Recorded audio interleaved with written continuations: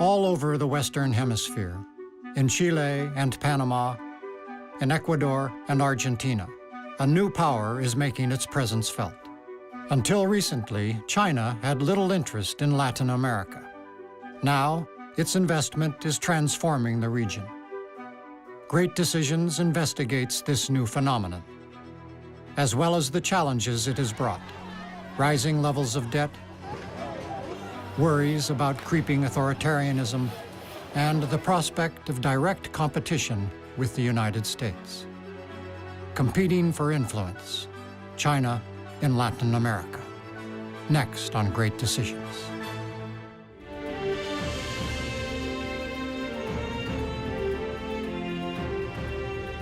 Great Decisions is produced by the Foreign Policy Association in association with Thomson Reuters.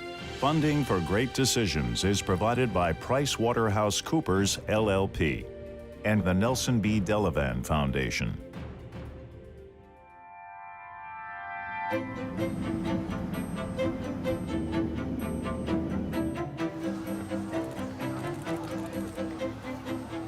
In June 2017, the Panamanian government made a bombshell announcement.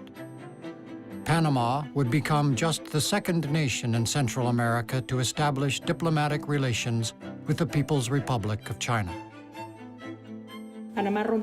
Today, Panama breaks its diplomatic relations with Taiwan.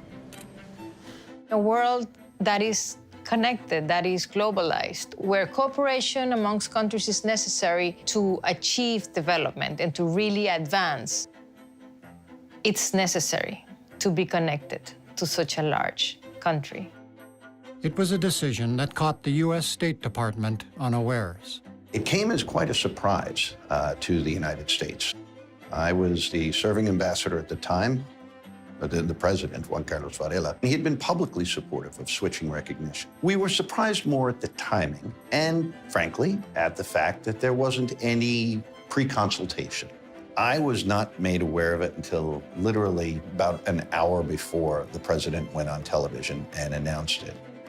Of course, I did not inform John right when we were about to sign. He's right about that, and it's our sovereign right to do so. And we decided to do it that way on purpose because we knew that it would be very hard to have it done otherwise.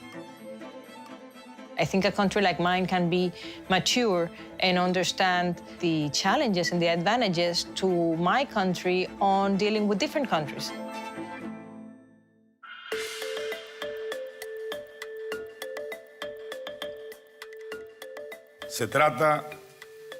This is about a step forward in a more assertive foreign policy for the Dominican Republic.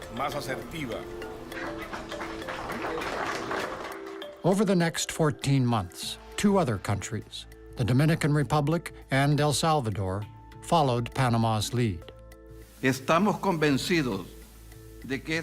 We are convinced that this is the correct path that will lead to the development of mutually beneficial links for our two peoples. In the recent period, China has been putting a lot more pressure on countries that are diplomatically aligned with Taiwan to switch, and they have a lot of leverage to bring to bear on different governments. Interestingly enough, some of these countries would have done this earlier, but it was China that told them to hold off. But once there was an election in Taiwan and the pro-independence party won, well, all bets were off.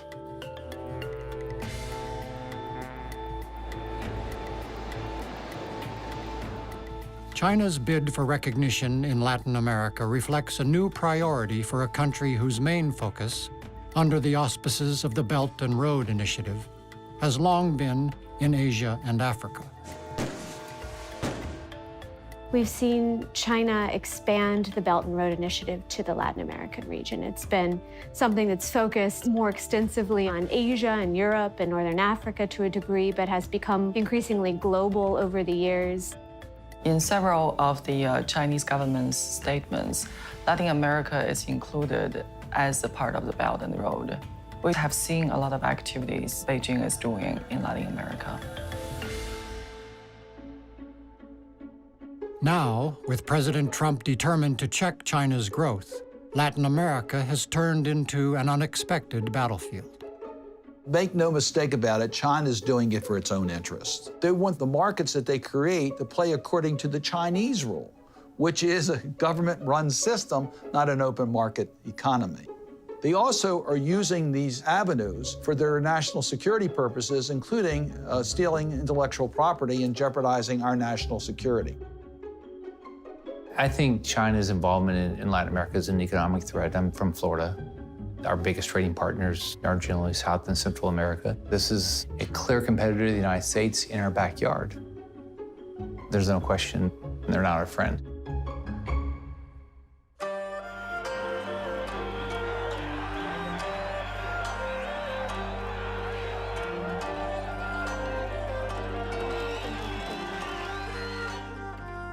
China's interest in Latin America ramped up in the early 2000s, when the so-called pink tide brought leftist governments to power throughout the region.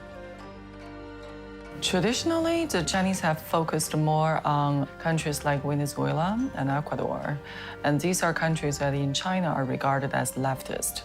So there was a natural political linkage there.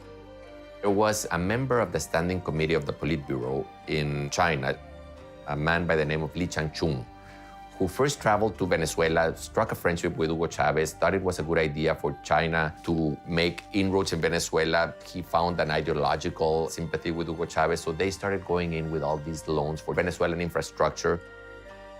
The Chinese have been extremely sophisticated in cultivating Ecuadorians. Years ago, when I was the US ambassador there, they sent a Chinese ambassador who was a charming, talented woman, spoke impeccable Spanish.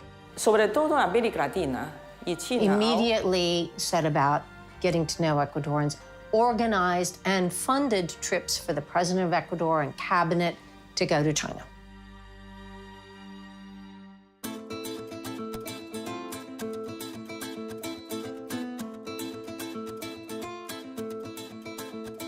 Gradually, China's attention has expanded to the entire region. Beijing now bankrolls massive infrastructure projects in dozens of Latin American countries, especially in the transportation and energy sectors. The big story with the Belt and Road Initiative has been infrastructure building, which obviously takes a lot of capital, which a lot of the governments in Latin America are short on, and traditional commercially oriented financing structures aren't so interested in because they see it as risky. Countries like Panama that offer diplomatic recognition to Beijing can expect a windfall of Chinese investment. Shortly after Panama reestablished diplomatic ties with Beijing, President Xi visited. And that was a very productive meeting. There were nearly 18 agreements that were signed on a whole range of issues, including infrastructure and connectivity.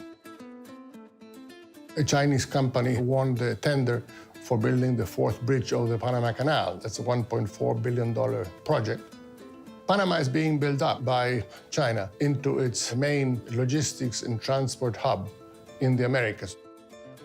There were no deals on the table for Panama's establishment of relations with China. And I think this is very important to be highlighted because other countries have done it differently. Other countries have established relations with China in exchange for large infrastructure projects or investments. Often, Beijing has been willing to provide funding for large-scale projects that Western creditors have declined to support. One of the most emblematic projects of the Belt and Road Initiative in the Latin American region is the Belgrano-Cargas rail expansion in Argentina. This is a project that the Argentines have wanted to do for a very, very long time. It requires billions in finance, and very few have been interested in supporting this project financially. China has. This is a very important railway that crosses the agricultural heartland of Argentina.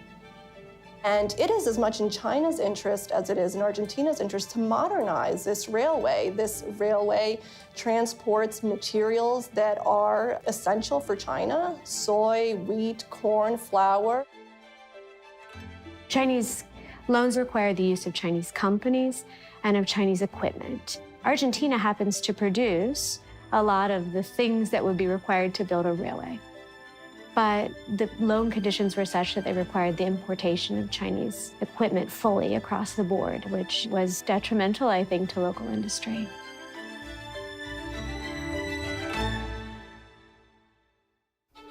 Not all of China's investments in Latin America have paid off. American politicians are quick to highlight examples of shoddy or unnecessary construction. You saw this quite clearly here in the region at the Coca-Cola Sinclair Dam in the jungles of Ecuador. The dam now runs to half capacity. The steel used to make it is full of cracks. There are accidents. Nearly every top official that was involved in the dam's construction is either imprisoned or sentenced on bribery charges. When the projects are not good projects, they're stranded capital, then they want the country to pay them back, and the country said, wait, this thing doesn't work, I don't need it. But Latin American observers, particularly those from the region's strongest economies, say that doing business with China is simply a necessity. China has become the major partner, trade partner with Brazil. China has also become important as a source of capital flows. They are new investors in areas such as high-tech, fintech, and banks. Our countries are going through a very difficult moment. Growth this year will be absolutely minimal. Now, the way to deal with that is to associate yourself with the parts of the world that are growing at high rate.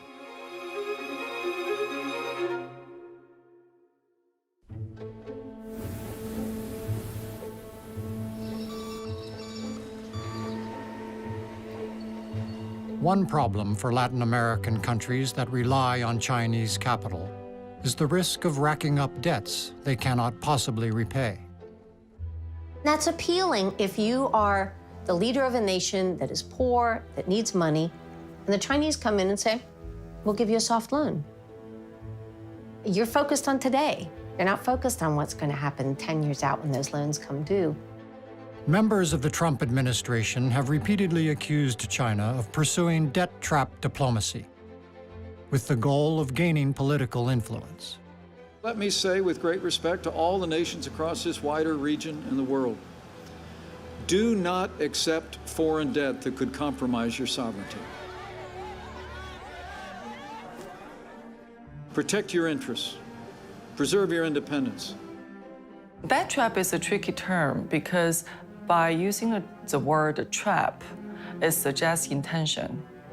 It suggests that this is a premeditated scheme that China had sought out before it reached out to recipient countries. And that is a narrative that I personally do not agree with. That leads me to the question that is often posed, whether China practices so-called debt diplomacy. Some people say that China purposefully lends money to countries to get them into debt and then take over their assets. It wouldn't be a very wise diplomatic strategy. When countries struggle to pay back their debts in cash, China collects it in other forms. Part of the lending to Venezuela, for instance, it comes with a collateral. If Venezuela is not capable of paying back, China has a right to be paid in oil. Ecuador has huge debts to China in terms of the oil it must pay them.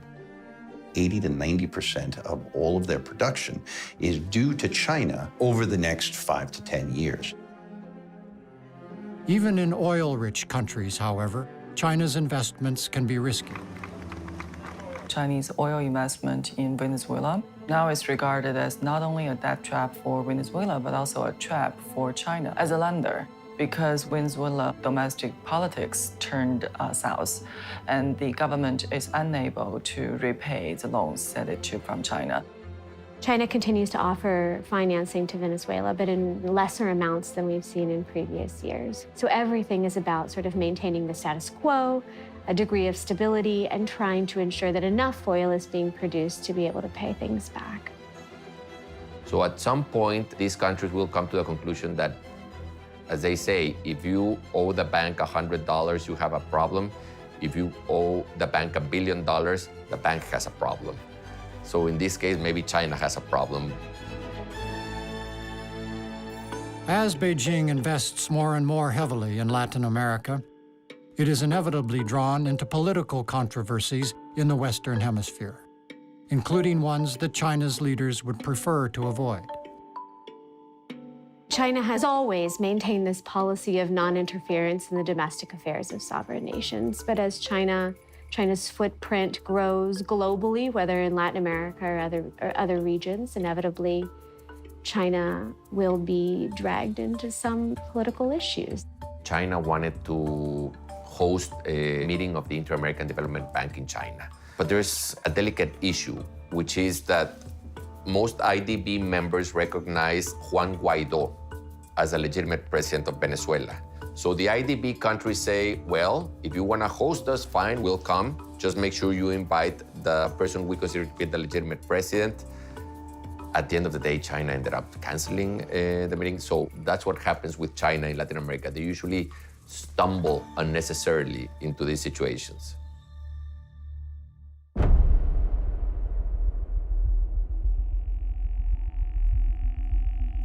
One major project that has done little to enhance China's reputation is a secretive satellite tracking station in Argentina, which has left many locals confused and frustrated. In 2014, China and Argentina signed an agreement permitting China to build a space station in the Neuquén region in Patagonia in Argentina. The space station is staffed nearly exclusively by Chinese nationals. I'm not entirely sure what the purpose of the Chinese is here.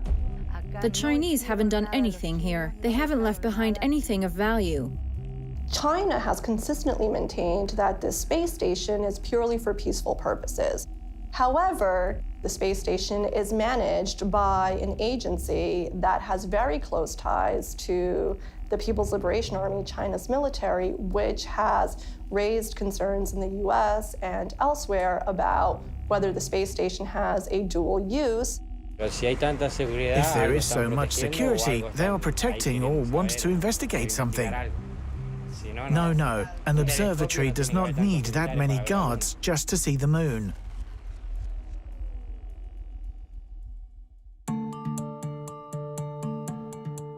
Officials within the Trump administration have responded to China's growing presence in Latin America by citing the Monroe Doctrine, a declaration from 1823 that warned European countries not to interfere in the Western Hemisphere. A few years back, during the Obama administration, John Kerry, then Secretary of State, gave a speech in which he sought partnership-based relations with Latin America, genuine partnerships. The relationship that we seek and that we have worked hard to foster is not about a United States declaration about how and when it will intervene in the affairs of other American states. The era of the Monroe Doctrine is over. It was a good line in a speech. It got some applause. And then, I think mostly for rhetorical purposes, obviously, and the Trump administration, National Security Advisor Bolton brought it back. Today, we proudly proclaim for all to hear the Monroe Doctrine is alive and well. The Monroe Doctrine started as a way of saying we are rejecting foreign interference in our hemisphere. It came to be interpreted in the hemisphere as the U.S. will tell the governments of this region what to do.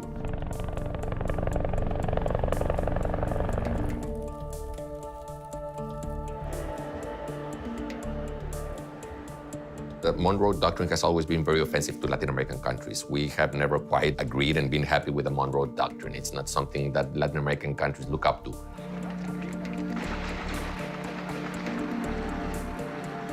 I don't know that we could enforce it maybe the way President Monroe could back then, but as a matter of principle and hemispheric solidarity, I think that the fact that now that we have more Latin American countries agreeing with the United States about China is kind of a non-militaristic reflection of the Monroe Doctrine's principles.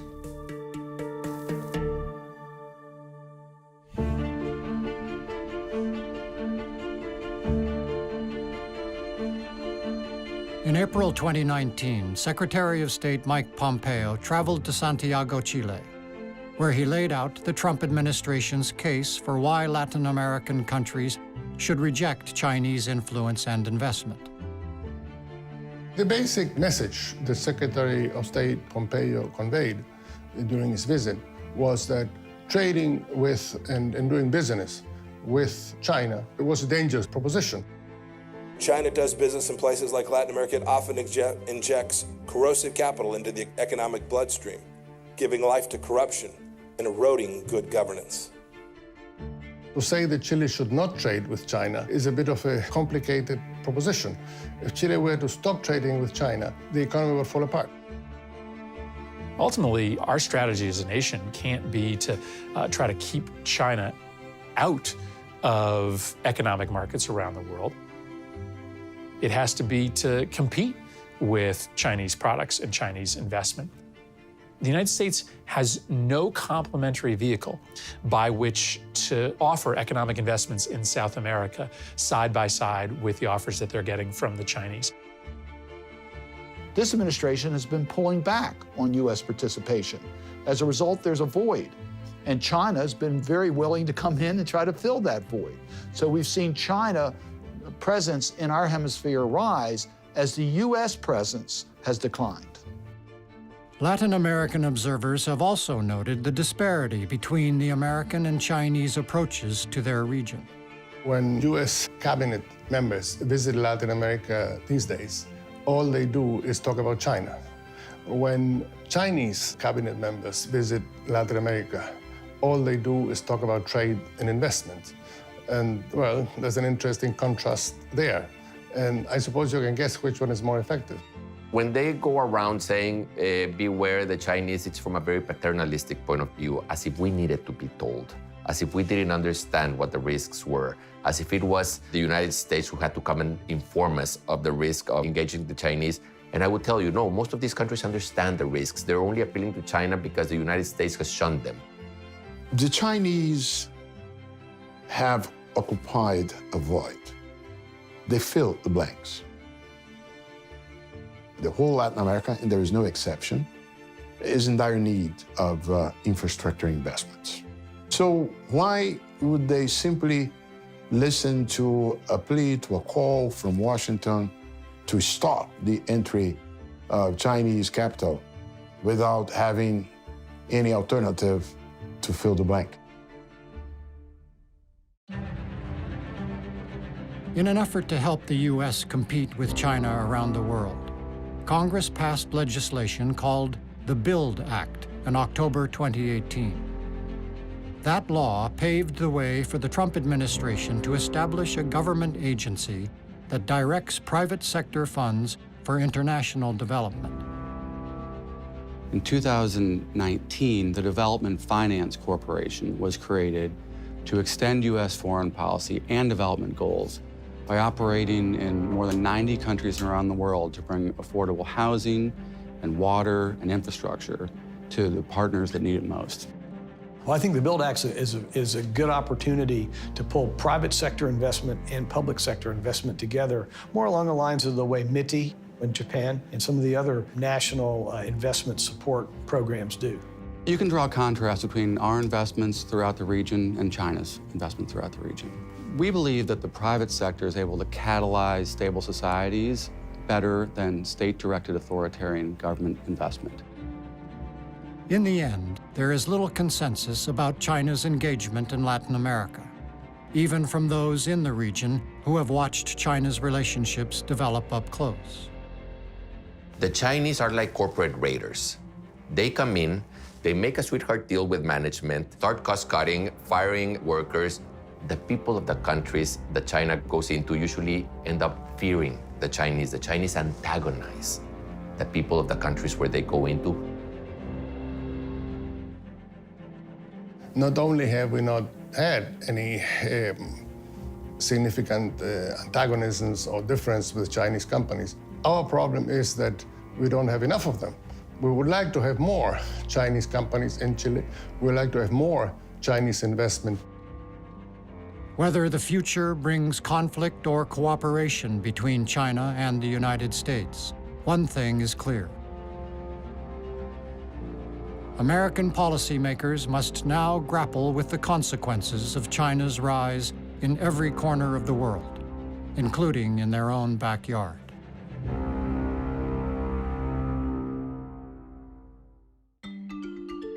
Great Decisions is America's largest discussion program on global affairs. Discussion groups meet in community centers, libraries, places of worship, and homes across the country to discuss global issues with their community.